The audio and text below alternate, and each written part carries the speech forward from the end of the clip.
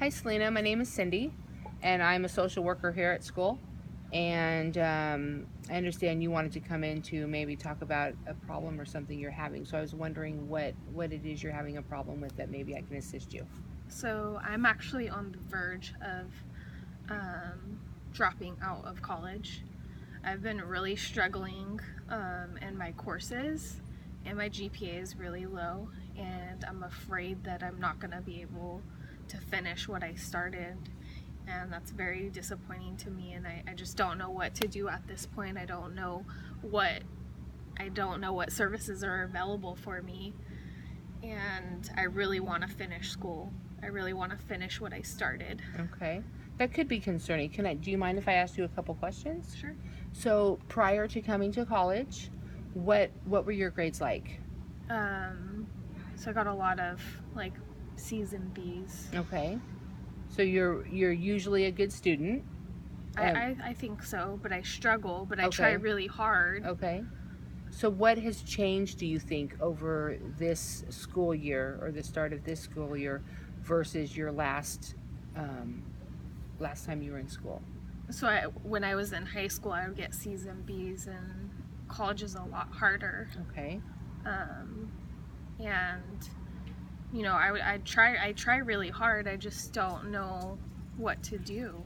And is there environmental factors? Do you know what environmental factors are? No. So are there other things that have a play? What is your home environment like? Your studying habits? What are things that you're doing that may have a factor? Are you getting enough sleep at night? Are you eating? Are you studying? I feel like I get enough sleep at night. I sleep like 7 hours at Okay. least each night, and I live in an apartment, and for the most part it's pretty quiet, and I have my own room, so I usually just study in there, and I do the required readings, and I do all the assignments, and I try to ask questions when I feel like I'm confused. I just struggle at all. I feel like I read the reading and maybe I'm not retaining it all. Okay. So there's a good place to start. We could go, now there are services here on campus that can help you, but there's also some tests you can take to see, and maybe there's a program called RAD, which is reading around or reading around the curriculum. So it kind of gives you study habits on reading and taking notes and learning what's important, and that could be important to see if that's where your problem lies. So now I am on academic probation. I don't even know what that means. Like, they're not going to give me financial aid so that I can continue my classes. Okay. Do you have any suggestions on that? I really do not want to drop out, but I can't afford it on my own. You're on probation this time, so usually when your first notification, so the good news is they will cover you this semester. But what this is saying is you need to improve your grades for next semester. So that should be our goal, is what we can do. Now, do you have any type of learning disabilities? Have you ever been tested? I don't know. So what we can do is we can take you to our disabled students and see if you have some type of learning disability, and you could get, and if that is the case, or you have some type of documented history of a learning disability, then you can Isn't that for really stupid people? No, it's not at all. Some people have problems with retaining certain things. Some people are dyslexic. Some people are ADHD. Some people have a problem concentrating. So there's all kinds of disabilities. It's not just a physical disability. It's not being stupid, right? It just means that your brain doesn't organize things the way others people do.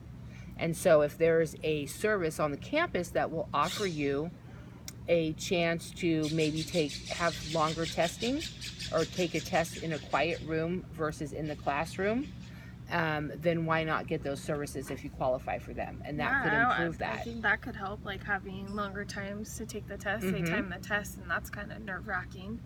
And in addition to that, you can also get a tutor on that subject. Are you noticing that there's some subjects that you lack in and some that you excel in?